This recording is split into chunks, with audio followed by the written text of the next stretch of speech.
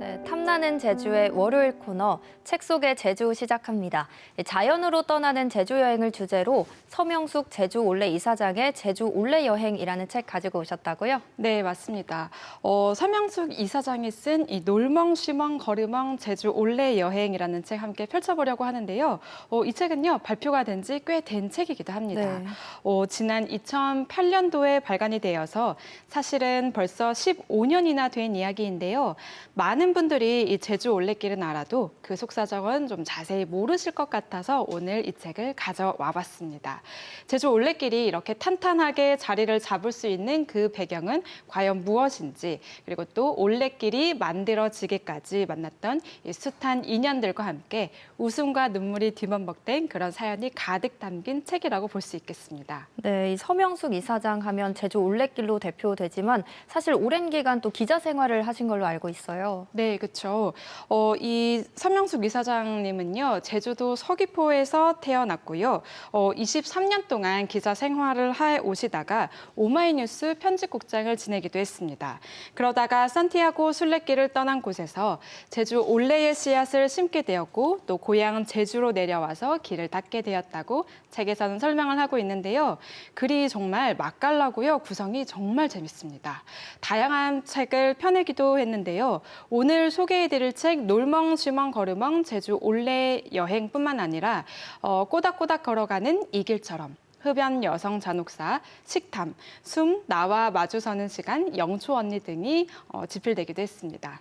네, 제주 올레길의 씨앗이 산티아고 순례길이었나 봐요. 산티아고 순례길은 또 스페인의 정말 대표적인 성지 순례길이기도 하면서 또 전 세계인들에게 정말 많은 사랑을 받는 도보 여행길이잖아요. 구체적으로 어떤 연관성이 있는 건가요? 네, 저자는요, 이 만 50세 생일을 한 달여 앞두고 인생이 뒤바뀐 그 여정길에 오르게 됐는데요.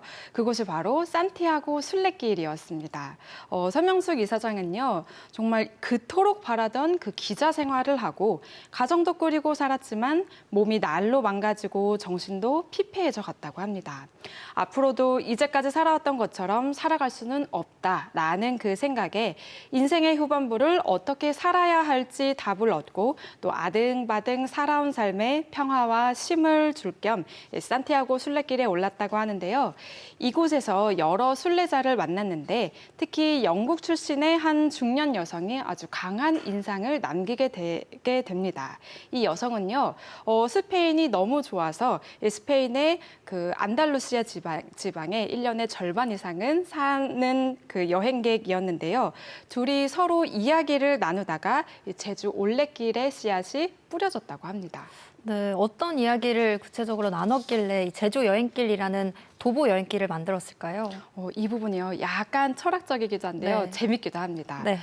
서로 산티아고에서 정말 많은 것들을 얻었고 그리고 행복한 시간을 보냈으니까 이 행복한 시간을 다른 사람들에게도 나누어 주어야 한다라는 그런 이야기였는데요. 전 세계인들이요. 사실 모두가 이 산티아고에 오는 행운을 노릴 수는 없으니까 각자가 본국으로 돌아가서 각자의 까미노를 만들어 보자는 제안까지 곁들이게 됩니다. 저자는 그 이야기를 듣는 순간 번개를 맞은 기분이었다고 하는데요. 이제껏 만들어져 있는 길만 길이라고 생각을 하면서 왜 우리나라엔 이 산티아고처럼 정말 아름다운 길은 없을까 불평만 해댔었는데 이 말을 듣는 순간 자신이 직접 길을 개척해 볼 수도 있겠다라는 생각이 들었다고 합니다. 제주 올레의 씨앗이 뿌려진 순간을 이렇게 기록을 하고 있네요. 네, 이렇게 제주 올레길은 이제 세계인이 찾는 도보 여행길이 됐잖아요.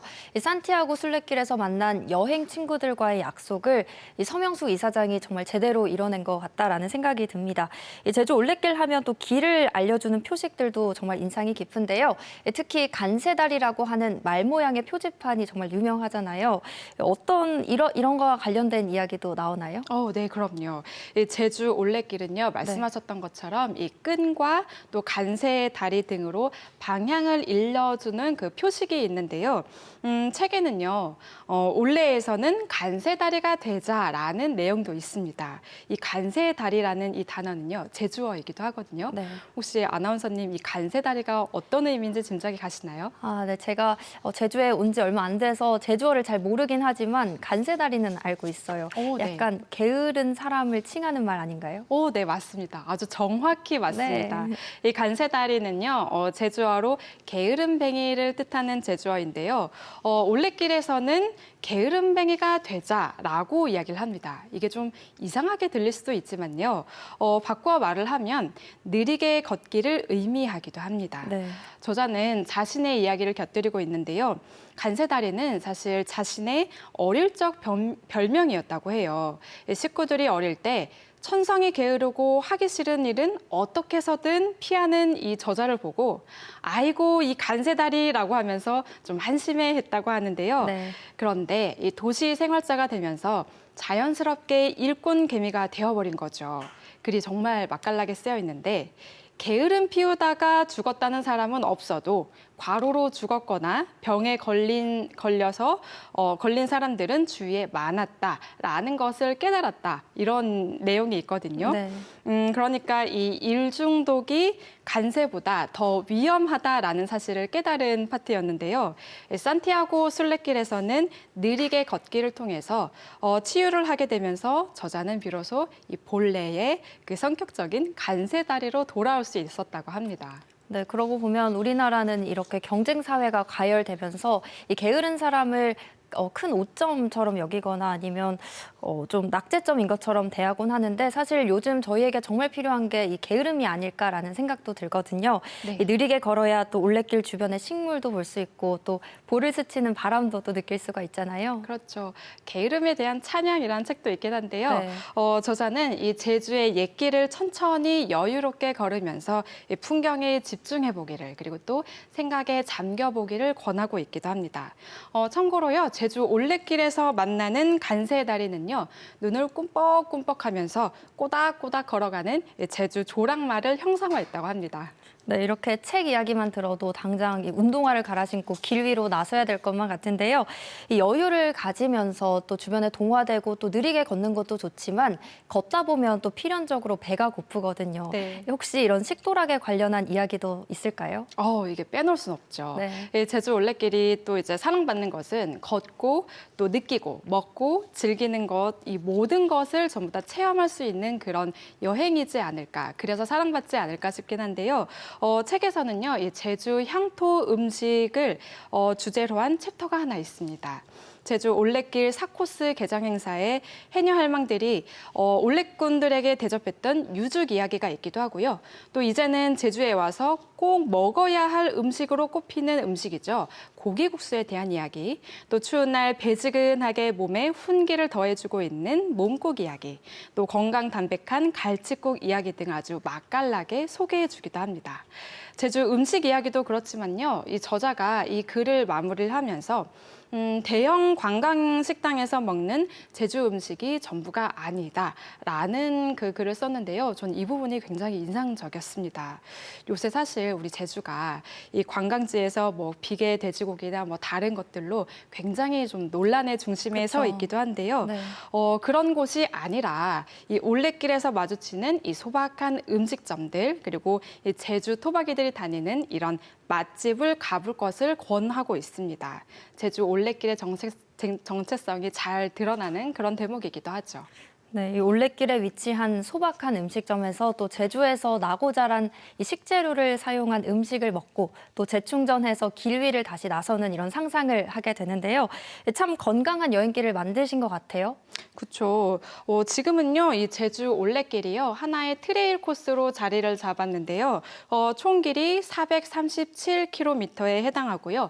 또 총 27개의 그 코스로 이 제주 해안선을 따라 마을 안길까지 이어져 있습니다. 이 책에는요, 이 올레길을 만들기 위해 아주 숱한 노력을 해왔던 저자의 경험담이 차곡차곡 쌓아져 있는데요. 해병대 장병들의 도움을 받기도 하고 또 맨손으로 그 무거운 돌들을 옮겨가면서 여행자들이 보다 편하게 걸을 수 있도록 길을 닦기도 했습니다. 또 때로는 사람들의 발길이 끊겨서 30년 동안 사라졌던 길을 복원해내는 그런 작업도 했다고 하는데요. 이 저자뿐만 아니라 저자와 함께 함께했던 많은 올레꾼들 덕에 제주의 자연을 온몸으로 느낄 수 있는 이 문화유산이 하나 이제 생긴 게 아닌가, 만들어졌나 하는 생각이 들기도 합니다. 네, 정말 소중한 유산이죠. 또 올레길을 걸을 때 어떻게 걸으면 좋을지에 대한 이야기도 나오나요? 네, 다양한 팁들이 있긴 한데요. 아이와 함께는 이렇게 걸어보라, 이런 것들이 있기도 합니다.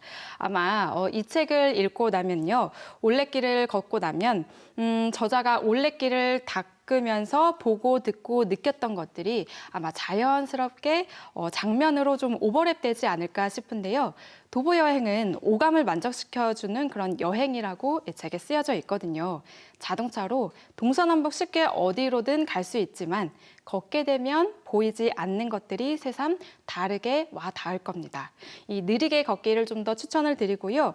해안가를 걸을 때는 저자의 말맞다나 철썩이는 파도를 라이브 음악 삼아 들어보시고 목덜미를 간지르는 이 해풍을 느끼면서 꽃향기도 맡아보시고 또 풀숲에 숨은 산딸기와 볼레낭 열매를 따 먹으면서 그러한 즐거움을 이 올레길에서 느껴보시면 좋을 것 같습니다. 네, 무더위가 기승이긴 합니다만 이 제주 올레길은 곶자와를 관통하는 시원한 숲길도 있으니까요. 방학을 이용해서 가족이 함께 제주 자연 속을 뚜벅뚜벅 걸어보는 제주 올레 여행길에 나서도 좋을 것 같습니다. 오늘도 친절한 책 안내 고맙습니다. 감사합니다.